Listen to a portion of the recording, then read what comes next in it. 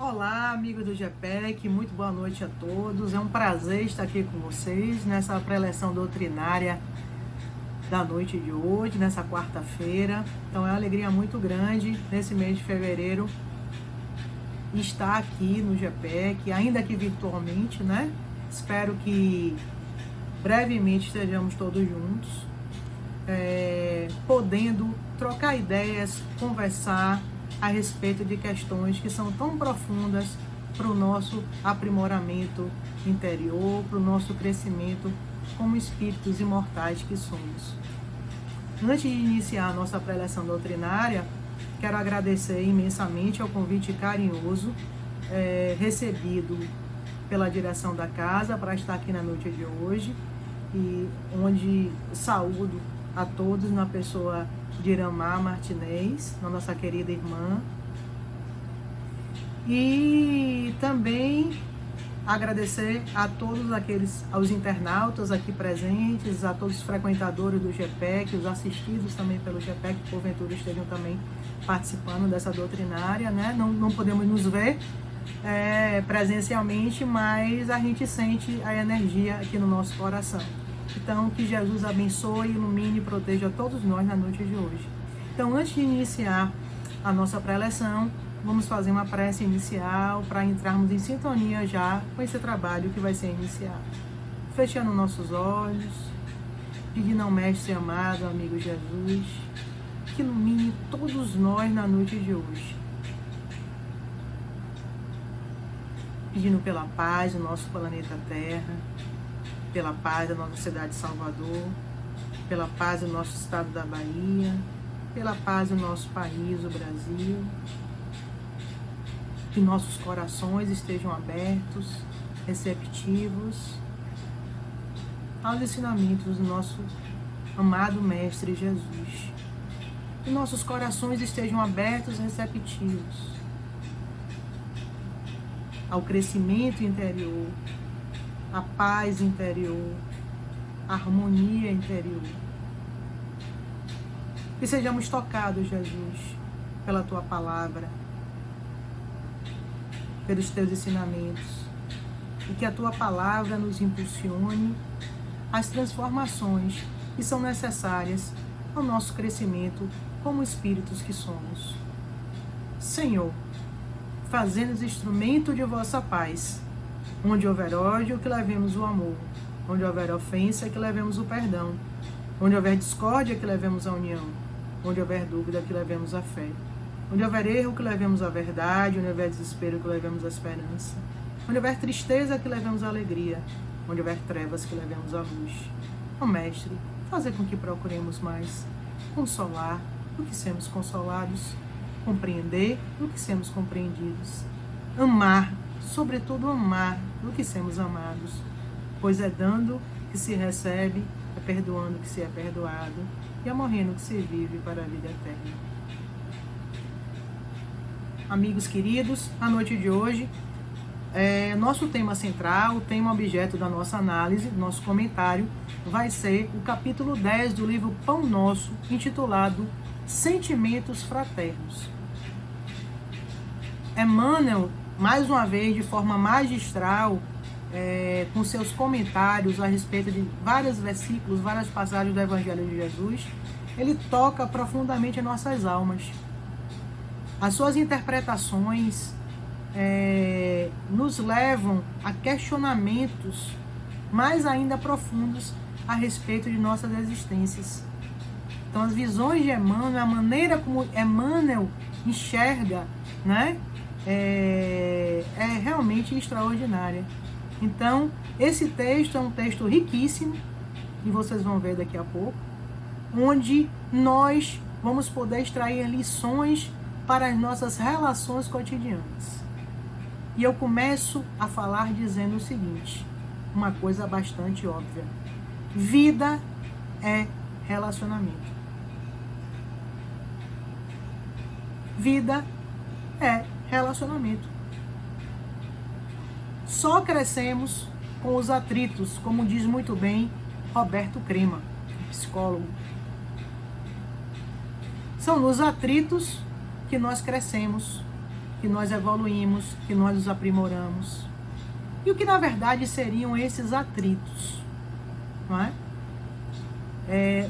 Nós na verdade não crescemos de forma isolada, a gente sabe disso. Precisamos de momentos de recomposição, precisamos de momentos de refazimento.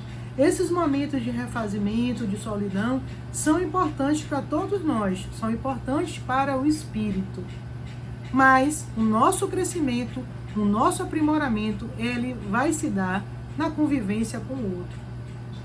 E a convivência com o outro, para nós que somos espíritos ainda imperfeitos, vivendo num planeta como a Terra, que ainda é um planeta que a gente sabe que é um planeta problemático, que tem muitas dificuldades, onde nós atravessamos uma série de dificuldades, né, em mais diversos campos, realmente não é fácil. Mas Emmanuel, ele vai especificamente fazer uma análise um pouco mais aprofundada em relação às convivências, às relações interpessoais que se dão nos grupos espirituais. Quando eu falo em grupos espirituais, eu não estou me referindo especificamente ao grupo espírita, né? Mas a todos aqueles que se dedicam a um trabalho de edificação, um trabalho nobre, um trabalho de caridade. E a gente sabe o quanto é desafiador fazer parte de um trabalho que, embora nobre, embora sublime, realmente tem vários obstáculos e tem vários desafios que nós, como espíritos, temos que atravessar. E esses desafios estão inseridos, sobretudo, no campo das relações interpessoais. E é justamente no campo, como eu falei, das relações interpessoais que nós vamos encontrar, que nós vamos, na verdade, nos encontrar. Cada um vai se encontrar, né? Se perceber, se conhecer, desde que esteja, de fato, aberto para isso. Porque muitas vezes passamos por várias dificuldades, passamos por coisas, muitas vezes, na convivência com o outro, muito duras, mas não aprendemos a lição. E não aprendemos a lição por quê? Porque muitas vezes estamos na posição de vitimismo absoluto.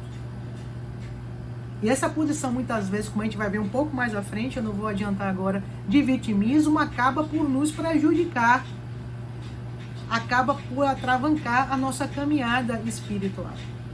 Assim, nós não crescemos e continuamos a repetir as experiências, as mesmas experiências, né? Sansara, né? A roda das encarnações. E vamos repetindo até aprender, quando na verdade já poderíamos ter aprendido determinadas lições mais básicas, se não fôssemos tão intransigentes, se não fôssemos tão difíceis, se não tivéssemos tantas resistências ao trabalho de autoconhecimento, de autoaprimoramento.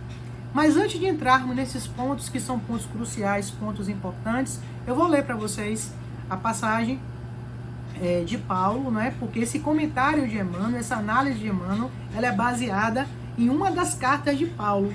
É a primeira epístola de Paulo aos Tessalonicenses. E eu vou ler para vocês agora.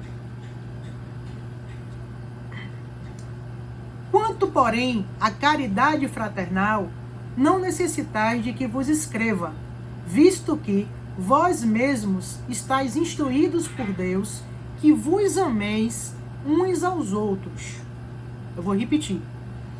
Quanto, porém, à caridade fraternal, não necessitais que vos escreva, visto que vós mesmos estáis instruídos por Deus, que vos ameis uns aos outros. Agora eu vou ler o breve comentário de Emmanuel em relação a esse trecho.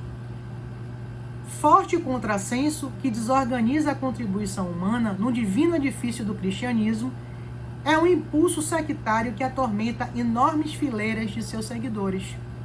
Mais reflexão, mais ouvidos aos ensinamentos de Jesus, e essas batalhas injustificáveis estariam para sempre apagadas. Ainda hoje, com as manifestações do plano espiritual na renovação do mundo, a cada momento surgem grupos e personalidades solicitando fórmulas do além para que se integrem no campo da fraternidade pura. Que esperam, entretanto, os companheiros esclarecidos para serem efetivamente irmãos uns dos outros? Muita gente se esquece de que a solidariedade legítima escasseia nos ambientes onde é reduzido o espírito de serviço e onde sobra a preocupação de criticar.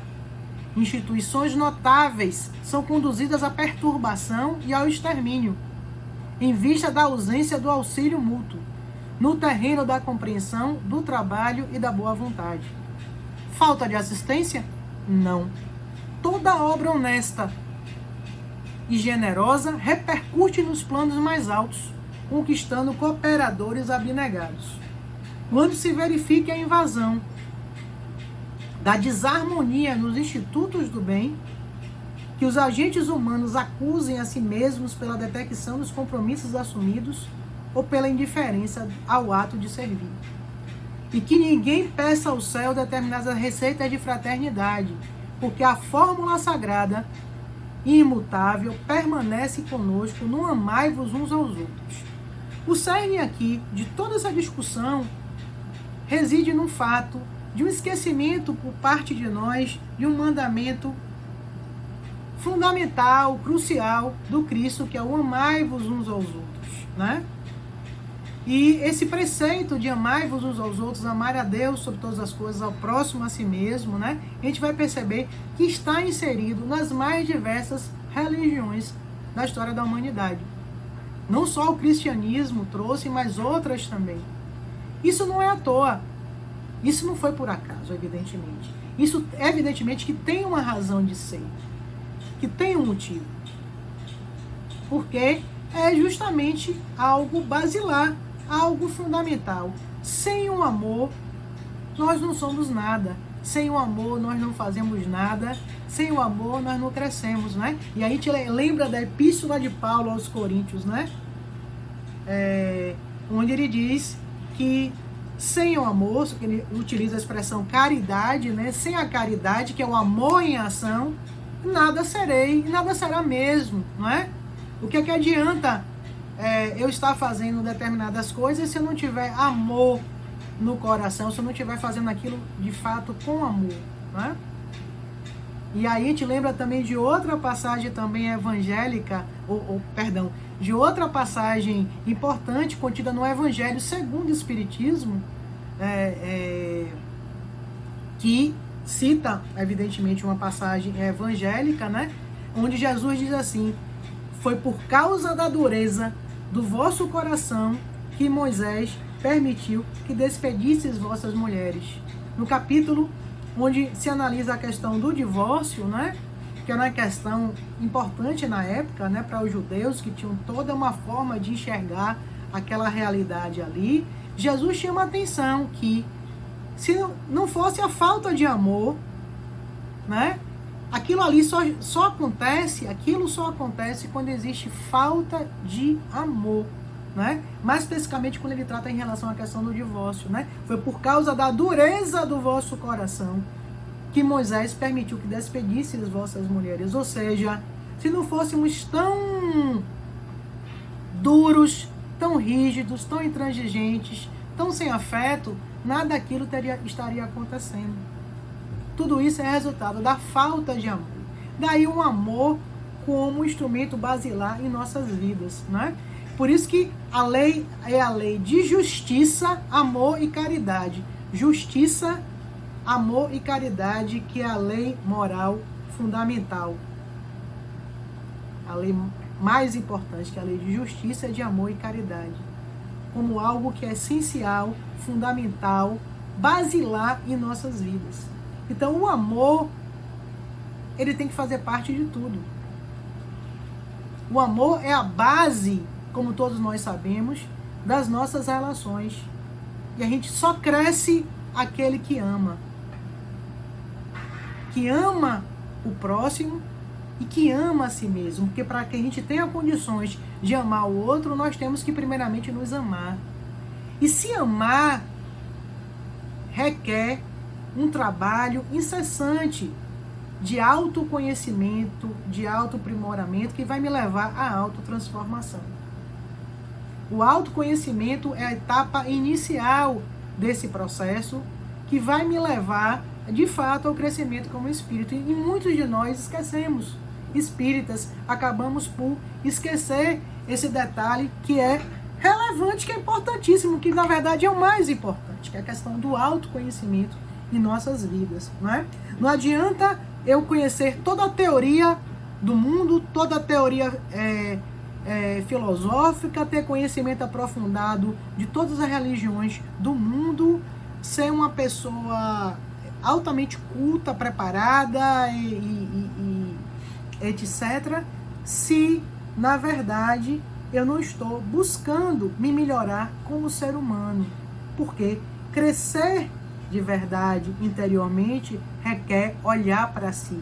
E olhar para si dói. Porque nós vamos ver, boa parte das vezes, coisas que nós não estamos querendo ver, né? Aquela é similar a uma situação onde um porão na minha casa, um exemplo, onde eu tenho medo de acender a luz para ver o que tem lá dentro. Mas se eu quiser limpar esse porão, se eu quiser realmente deixar esse porão limpíssimo, eu vou ter que investigar, eu vou ter que ver, eu vou ter que acender a luz para ver o que é que tem ali dentro. Muitas vezes eu vou ver coisas realmente desagradáveis, mas também eu posso enxergar, posso ver coisas que vão me surpreender, porque nem tudo que nós carregamos dentro de nós é negativo, é ruim. Temos coisas muito belas. E Jung, muito bem, quando apresenta o conceito de sombra, né? Quando falamos em sombra, dentro do conceito, dentro da psicologia junguiana, o que na verdade isso significa, né? Existe a sombra, seria a sombra boa e a sombra má. A sombra boa são as nossas potencialidades que nós ainda não conseguimos enxergar dentro de nós. E a má, né, podemos dizer assim, né, negativa, é o nosso conjunto de negatividades, de dificuldades, de fatores que estão atravacando, que estão atrapalhando a nossa caminhada, o nosso desenvolvimento como espíritos que somos.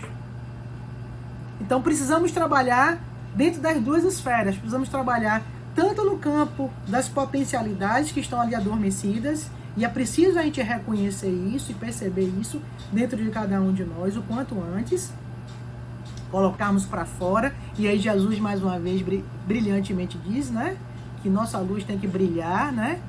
Não ponhais a candeia embaixo do alqueire, mas no velador, para que ela seja vista, né, resplandeça. Então a nossa luz ela tem que resplandecer. O que nós temos de bom, de belo, é para ser visto, é para ser mostrado, não para ser escondido. Em relação às negatividades, a gente pode dizer que, de certa forma, são a mesma coisa. A gente não pode colocá-las embaixo do tapete, escondê-las. Porque mais cedo ou mais tarde, por mais que eu tente me conter, elas aparecerão através de minhas ações. Então, é importante que eu as perceba e as veja o quanto antes, para que eu consiga crescer e me aprimorar como espírito que sou, como espírito imortal que sou. Falando em espírito imortal, minha gente, é importante, amigos, que comecemos a trabalhar dentro de nós essa plena consciência de que somos espíritos imortais. Porque isso faz uma grande diferença em nossas vidas. Claro que também não é uma coisa fácil, mas a internalização dessa visão, desse conceito, é importante para o nosso desenvolvimento também como espíritos. Então isso é um trabalho que cada um vai desenvolvendo consigo próprio. Somos espíritos imortais. Isso faz uma grande diferença. Esse olhar, essa percepção de cada um como espírito imortal, ela de fato, ela faz uma grande diferença em nossas vidas. Mas antes de entrar nessa questão de negatividades, de autoconhecimento mais precisamente, a gente vai começar a falar um pouquinho da questão das convivências, da convivência nos mais diversos grupos religiosos, ou seja, aqueles grupos, todos os grupos que se propõem a algo maior, a algo sublime, a algo nobre, a algo superior, é um trabalho coletivo em prol do bem. Não é? E a gente lembra, evidentemente, do nosso mestre amado Jesus. Jesus, na sua condição de espírito puro, de espírito de grande sensibilidade, né? A visão do Cristo em relação a cada um de nós aqui na Terra evidentemente que é completamente diferente da visão humana, ou seja, da visão que eu tenho, de que o outro tem em relação a cada um de nós. O Cristo via em cada um de nós, ao ver cada um de nós, ele enxergava as nossas potencialidades. Ele via o que cada um estaria no futuro prestes a se tornar. Por exemplo, muitos dos discípulos de Jesus, na época, se nós fôssemos usar o critério nosso, por exemplo, de recrutamento de um apóstolo, de um discípulo, né? Evidentemente que jamais usaríamos, na nossa visão fechada, na nossa visão ainda muito incipiente, jamais teríamos a mesma visão do Cristo. Porque o Cristo enxergava longe. Então, jamais recrutaríamos um jovem de 14, 15 anos, como João Evangelista. Jamais recrutaríamos uma Maria de Magdala. Claro que não, porque ela estaria totalmente fora do nosso perfil. Jamais recrutaríamos um Simão Pedro. E jamais recrutaríamos qualquer outro que dali fazia parte daquele trabalho magnífico junto com Jesus. E por que jamais faríamos isso? Porque a nossa visão é uma visão distorcida, ainda limitada. E Jesus enxergava longe, né? Maria de Magdala, ele enxergava a mulher extraordinária que ela seria no futuro. Em João Evangelista, ele enxergava, ele já via ali presente o Francisco de Assis.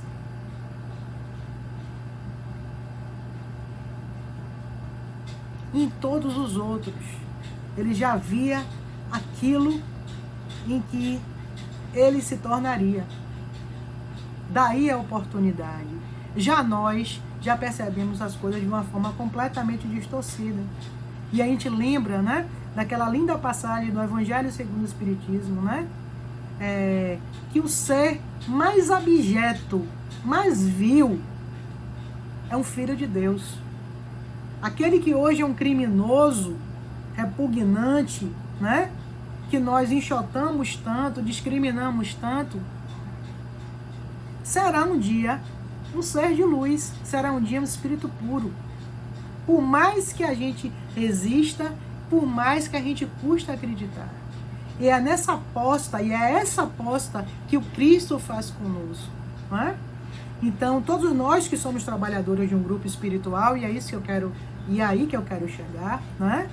Fomos recrutados por Jesus, não para ajudá-lo, mas para permitir que ele faça em nós, que ele realize em nós essa obra de transformação. Então, o trabalho, na verdade, que muitas vezes a gente acha que é para o outro, na verdade é para a gente. O investimento em nós, para que nós permitamos que essa luz interna, que essa luz interior, ela resplandeça cada vez mais. Então, um trabalho em grupo é um trabalho de agregação. É um trabalho onde nós vamos agregar junto com o outro. E muitas vezes pelo nosso personalismo, pela nossa vaidade, pela nossa intolerância, vaidade inclusive intelectual, pela nossa intolerância, pela nossa inveja, e existe muita inveja nos grupos espirituais, a gente sabe disso, e por outras tantas características que a gente já conhece negativas, nós acabamos por comprometer um trabalho ou não dar seguimento a um trabalho que seria importante não para o outro, mas sobretudo para nós próprios, para o nosso aprimoramento como espíritos. E perdemos oportunidades valiosas de crescimento interior. Perdemos oportunidades valiosas de se perceber através do outro. Porque o outro, como eu falei, é o nosso referencial. Deixamos muitas vezes que a nossa vaidade se sobreponha a outras coisas que são importantes. Claro que temos que ter consciência do nosso valor, das nossas potencialidades, da nossa capacidade, do nosso valor como agregadores dentro daquele trabalho. E juntos, evidentemente, que somos os mais fortes. Então, o verdadeiro grupo espiritual não é um grupo perfeito, não é um grupo formado por pessoas perfeitas, né? Já prontas. Pelo contrário, é um grupo onde as pessoas ainda se estão trabalhando e se predispõem a trabalhar, a se trabalharem individualmente, né? Esse é o grande desafio para todos nós. E é por isso que muitos grupos falem. Por que falem? Porque muitos não querem seguir essa proposta. Ficam na superfície. Porque tem medo, né? Do confronto. Mas o confronto não é um confronto necessariamente com o outro. É o confronto consigo próprio. Confronto com suas imperfeições. Porque é difícil a gente reconhecer que a gente tem inveja daquele colega nosso que fala bem, que é prático. É difícil a gente reconhecer que a gente tem raiva, que a gente tem rancor, que a gente tem ressentimento. É difícil para a gente reconhecer o nosso lado, muitas vezes, aproveitador, que gosta de tirar vantagem do outro. Isso é difícil. E às vezes, na convivência em grupo, isso vem à tona. Tudo isso vem à tona e nós não suportamos. E a gente às vezes nem tem consciência, na verdade, de todo esse processo, né? A gente termina saindo, a gente termina deixando de lado um trabalho, porque inconscientemente a gente percebe que a gente não aguenta, né? Sabe que ali está à mostra as nossas fragilidades, as nossas dificuldades, né? Então, um grupo espiritual maduro, como eu falei, não é um grupo perfeito, né? Porque todos nós estamos no mesmo barco em busca do nosso crescimento interior. Somos espíritos em processo de crescimento, de evolução. Então, daí que é de fundamental importância a nossa preocupação, minha gente, em relação à questão do autoconhecimento. Conhece-te a ti mesmo. Não é uma bobagem, não é uma coisa à toa, é uma coisa séria.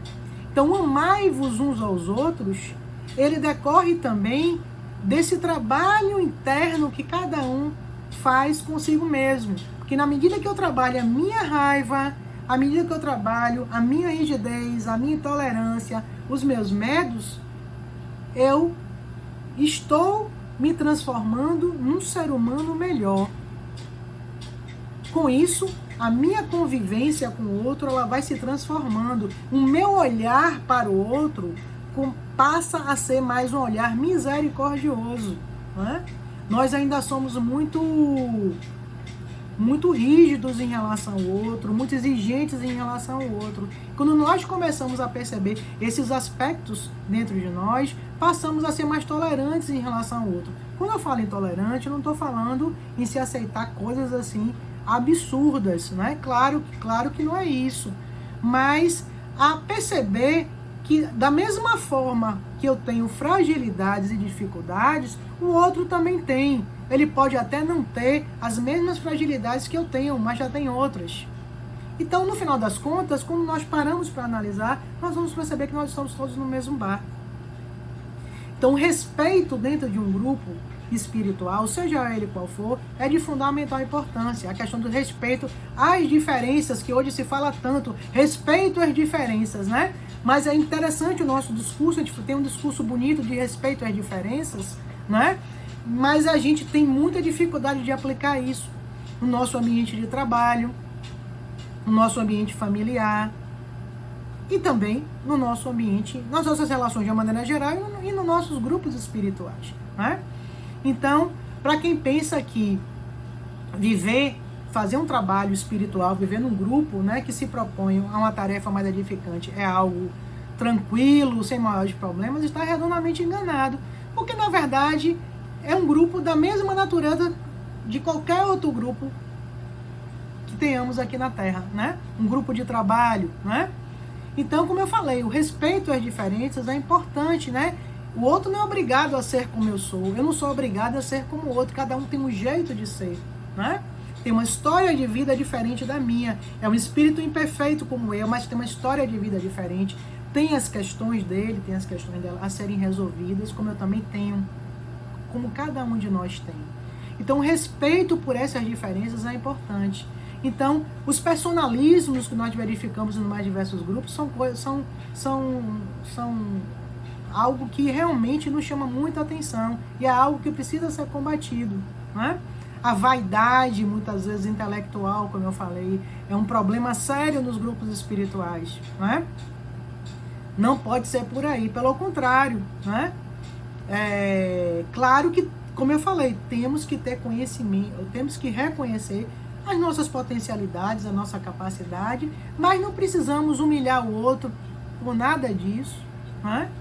E temos que ter maturidade para administrar uma série de coisas. Então, os grupos espirituais enfrentam muitos desafios, né? E muitas vezes não aguentam mesmo, porque realmente, às vezes, situações insuportáveis são vivenciadas, como também, às vezes, situações maravilhosas são vivenciadas. Mas, se soubermos tirar o devido proveito e termos consciência do nosso papel, da nossa missão aqui na Terra, né? Da importância do investimento nessa parte espiritual, nós com certeza vamos saber administrar bem e lidar com todos esses desafios que estão diante de nós. Então, Paulo nos chama a atenção para essas questões todas. E a base está na observância desse preceito fundamental, que é amar o próximo como a si mesmo. Amai-vos uns aos outros. E aí a gente lembra, né, de Kardec, né? Espíritas, amai-vos, instruí-vos, né? Esse chamamento que é importante, né? Para todos nós, né?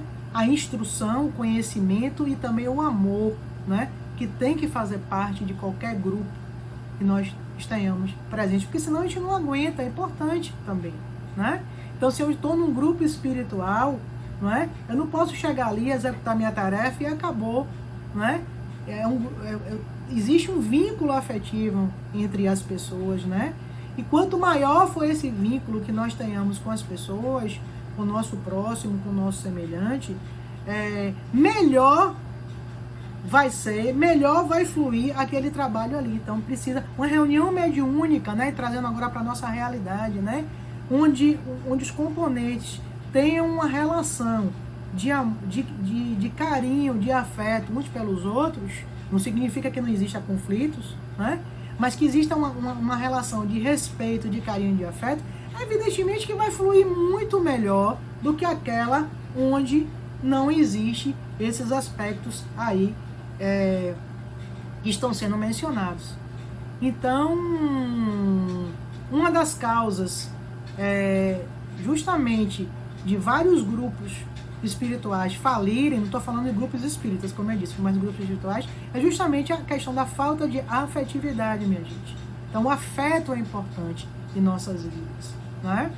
Então, é um trabalho para todos nós, né? Me perceber no outro, né? O outro se perceber em mim, né? É o grande desafio para todos nós, né? E aí, lembrando do nosso querido, estimado André Luiz Peixinho, né? Que está fazendo um trabalho maravilhoso agora, recentemente, em relação a essa questão da evolução espiritual, né? Onde ele tem falado muito sobre essa questão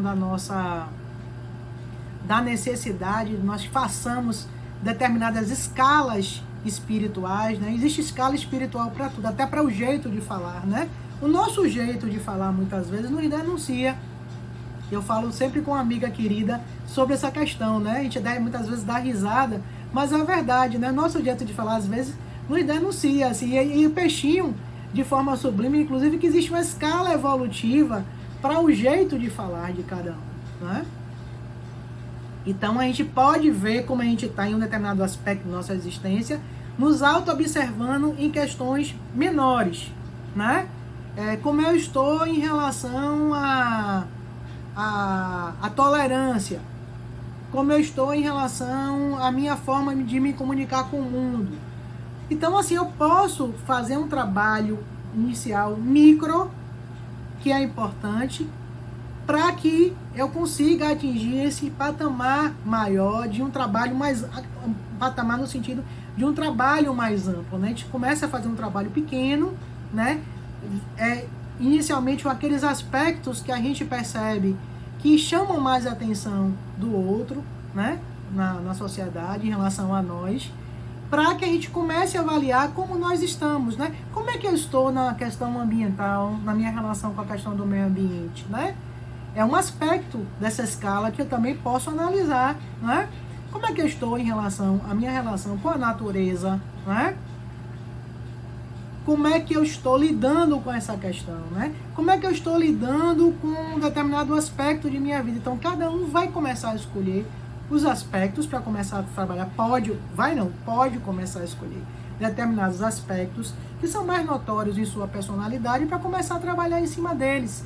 É esse trabalho de formiguinha que muitas vezes a gente despreza, que a gente às vezes até não dá valor, né, que a gente está fazendo, que vai nos levar lá na frente a algo muito maior. Então é compromisso, sobretudo, de nós que somos espíritas, atentarmos para essa questão que é de fundamental importância, que é relevante para todos nós, que é essa questão do autoconhecimento. Como eu falei, não é uma bobagem. Então, um grupo fraterno é um grupo onde existe respeito pelas diferenças e onde todos estão comprometidos com o trabalho interior. Todos não são perfeitos, mas todos estão comprometidos com o trabalho interior. Vamos ter altos e baixos? Vamos ter sim. Vamos ter momentos de crise? Vamos ter. E as crises são importantes, né? A palavra crise, ela significa oportunidade ou possibilidade de mudança. Ou seja, na crise, eu posso mudar ou posso não mudar.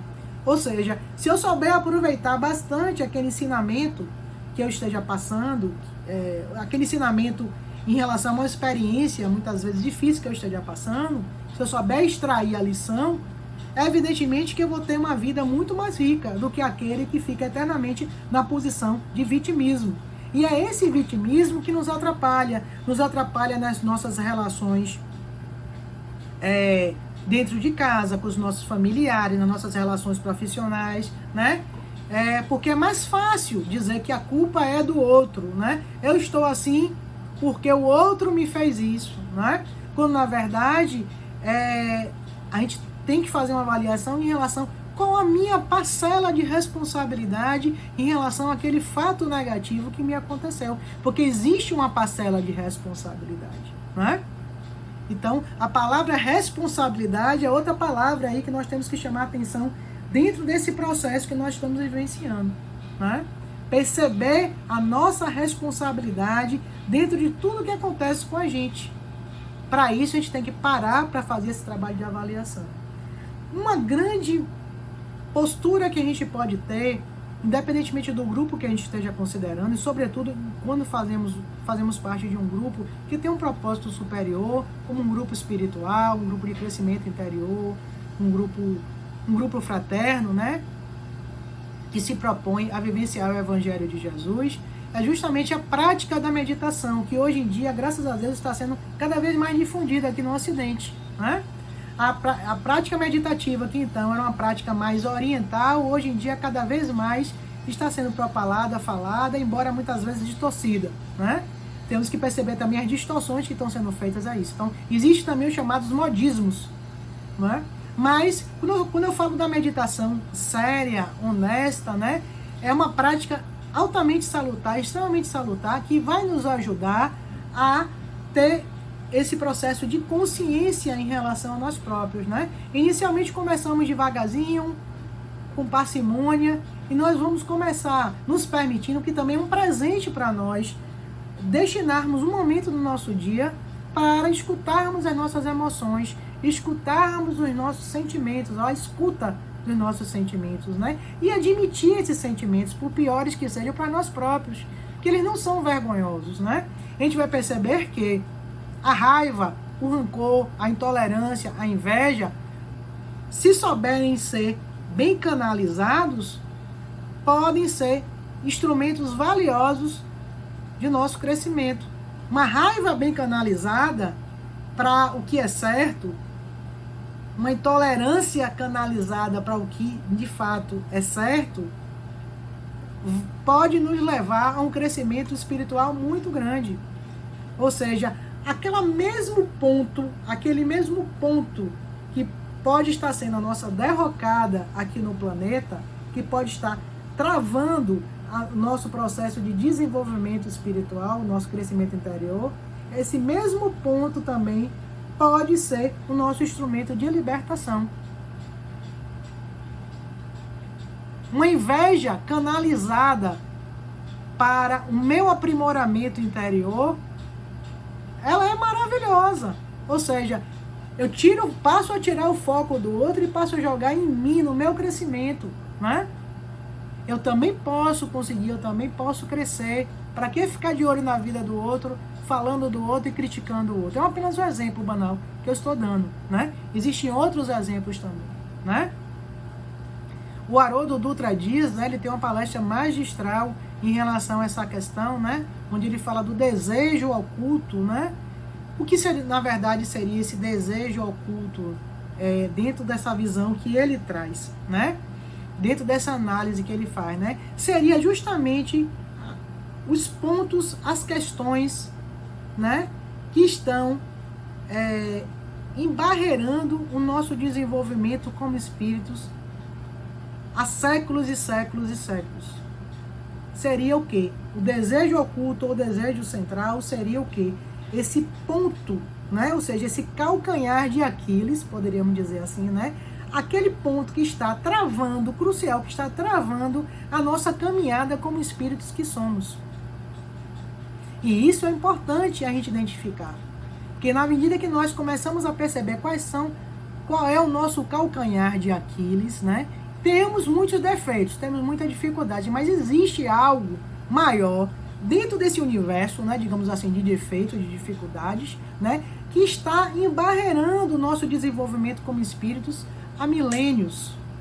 E temos que identificá-lo o quanto antes para poder nós trabalharmos em cima dele e termos uma vida mais alegre, mais feliz, mais plena, né? Porque nós não estamos aqui para sermos tristes, estamos aqui para sermos alegres, né? A vida, né, com toda a dificuldade que ela tem, com todos os desafios, a nossa passagem aqui na tela é curta, não é para ser encarada como um peso, como algo tenebroso, pelo contrário, é para nós enxergarmos de uma outra forma, né, como um presente divino, com a maior leveza e não com a maior dureza. Mas, para que nós consigamos perceber isso, é necessário que a gente internalize, né, esses conceitos, essa visão dentro de nós. Então, minha gente, um grupo espiritual, né, um grupo espiritual sério, como eu falei, não é um grupo perfeito, mas um grupo que tem esse compromisso do crescimento, do autoconhecimento, onde as pessoas estão buscando se transformarem em seres humanos melhores, por mais difícil que sejam os desafios, né? Não existe fórmula secreta, né? Na verdade, é uma questão de trabalho interno de cada um de nós, não é? Então, devemos nos permitir que o Cristo, que o Mestre amado Jesus, ele faça esse trabalho conosco, não é? De transformação. Abrir o nosso coração para que Jesus faça conosco esse trabalho belíssimo. E para isso é necessário coragem, paciência e perseverança por parte de todos nós. E amor, sobretudo amor na nossa convivência. Então, que Jesus ilumine, proteja cada um de nós. Eu agradeço a todos vocês por estarem aqui agora à noite, acompanhando essa preleção com muito carinho. E que o Mestre amado ilumine todos vocês. Então, vou fazer uma pequena prece agora de encerramento, pedindo ao Mestre Jesus que abençoe a todos nós na noite de hoje, que tenhamos uma noite de paz, de amor, de tranquilidade, de harmonia. Que os nossos anjos guardiões sejam nossos grandes companheiros nessa jornada. Que possamos nos conectar com esses nossos amigos queridos, esses nossos anjos guardiões, que tanto nos querem bem, que tanto nos amam e que torcem pelo nosso sucesso, pela nossa vitória, pelo nosso crescimento. Que Jesus ilumine, meus irmãos, todos nós. Muita paz.